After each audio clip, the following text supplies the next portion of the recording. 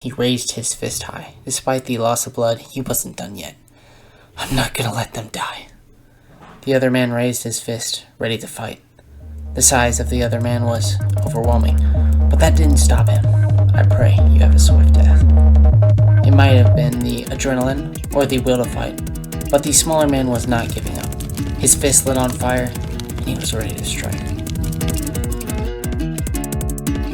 Ginger Fiction presents Across the Star Shonen. This is created by Casey/Splinter/Talking with James. This channel is to advance myself in the art of storytelling. This is not connected to any other property, this is a new IP. All the music that you hear is wholly original. Some of the sound effects are by others, but this will be used sparingly. I hope you enjoy this audible experience. It was like a dream almost, but he started to come back to reality. He opened his eyes. In his work uniform, we see a young adult, looking to be around his early 20s. He had long red hair, blue eyes, and had a normal height. This is Hatch. He works a terrible 9 to 5 in LA. He's a bit of a dropout, and he's not known for being much of a hard worker. You'll know more soon, but for the sake of the story, that's all you need to know. Someone walks into the store, picks up 2 things and looks at them for a while, then comes up to the front. Is that it? Asks Hatch. I have a question. Which one is better, red robs or blue periods? He held the 2 in each hand. I don't know, they both seem like good sausages. Yes, but which is better? I don't know, they both taste good. I really can't taste the difference. Well, it's your job. Sir, my job is to check you out and do other uneventful things in the back. I want to talk to your manager. Sir, it's 3 a.m. My manager isn't here. Fine, get someone to check me out. Sir, there is a self-checkout. Right there. Use it if you dare. But I warn you, that thing hasn't worked since Obama was president. Fine, then check me out. Which one? Wait, what do you mean, which one? Which one, red robs or the blue periods? I don't know, you tell me. I don't know, which is better. But I don't know which one to check out. Fine, then buy both. Okay, no need to yell. He checked out, and not too long later, Hack headed home. Hack lived in a very small apartment not too far away from his parents. He did his usual routine.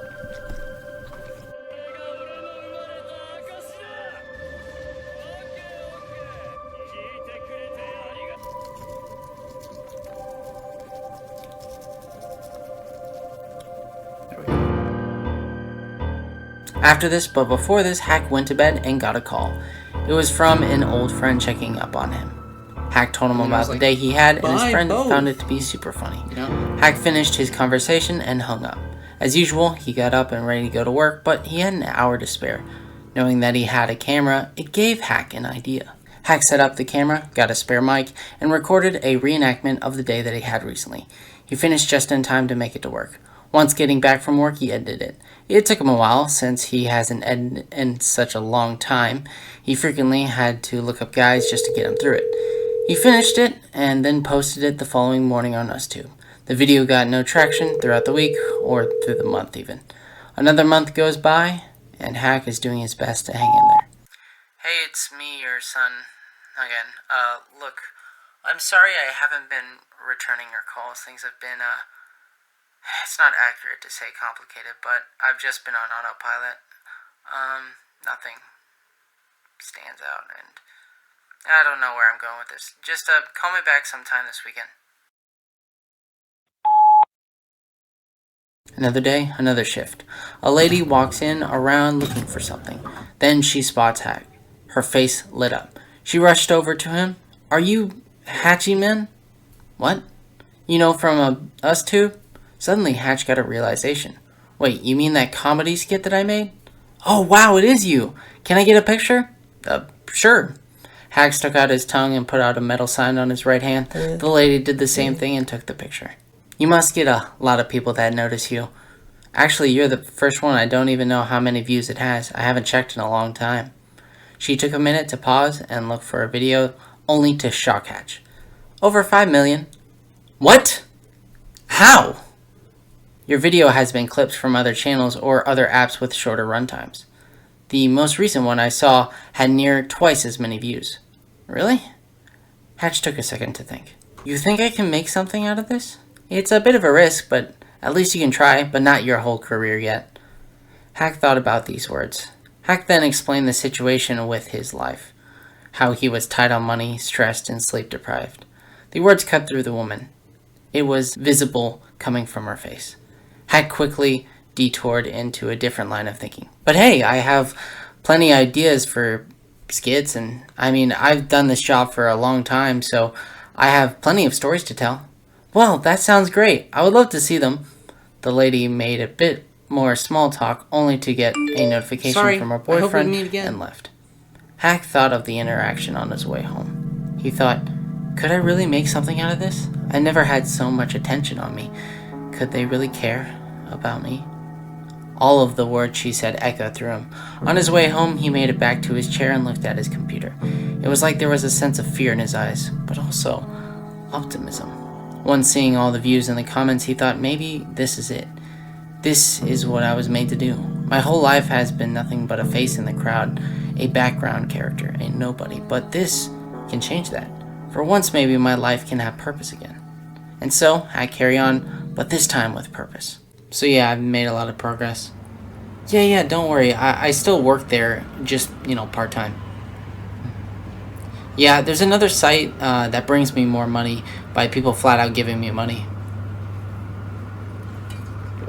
Will they get extra stuff like merch and other stuff like that? Stop this, please. I don't know. Hack was curious, so he listened closer. Once finding his direction, he took off in a sprint. In the back alley, Hack found the man. Hack stopped right at the corner, but the others heard him.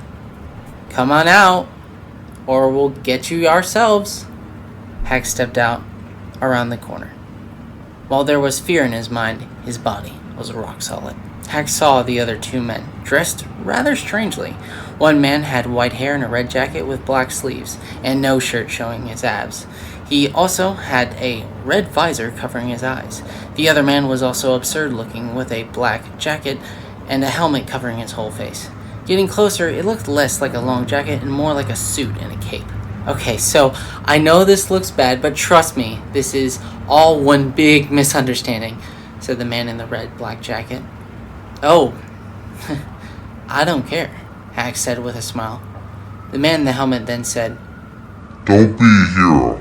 I promise, this man is not innocent. Hero. Innocent? No.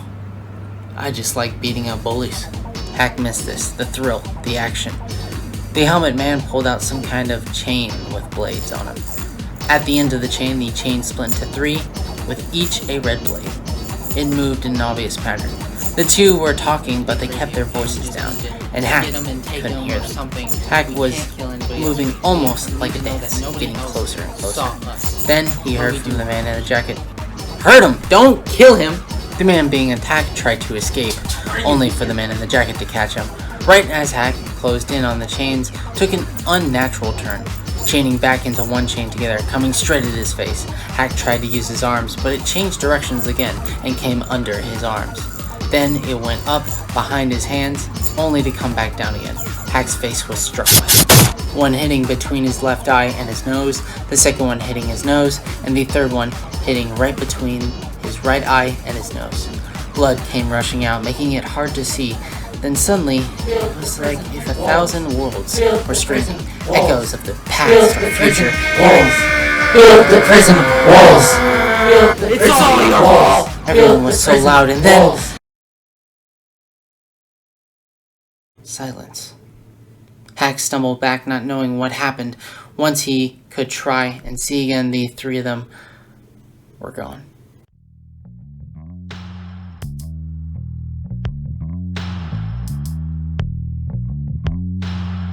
Alright, so that's it. This is kind of a little bit off the cuff, no script. Yeah, that's Across the Stars Shonen. If some of you may say, this is not the start of a shonen, maybe it's something else. Wait for it to develop. The more this goes on, the better this series will get. I don't know, I just felt like doing something, and I didn't feel like just writing it down solely. When I made that The Sword short story and started adding all these audio effects, I was like, you know what? Maybe this can be a thing. I do have the resources more than, the normal person, I guess, because I know what I'm looking for and I know what I want. And we have thanks to the internet, tons of resources to use in an audio setting. It may be hard video-wise, but audio-wise, it's a very different story. So, yeah, anyway, I don't know what to say. I do not know. I don't know. This will get better. I'm trying my best here. I don't know what to say, other than stay tuned. I plan to make more, write more. I have three other projects that started off as books, but I might be transferring them into this audio narrative type style. Anyway, check out Splinter maybe, but this channel is to me more important than talking with James or Splinter, honestly. This feels like it very close and important to me. Anyway, it'll get better as it goes on. Thank you, bye-bye. Enjoy. Oh, I hope you somewhat like the music I tried.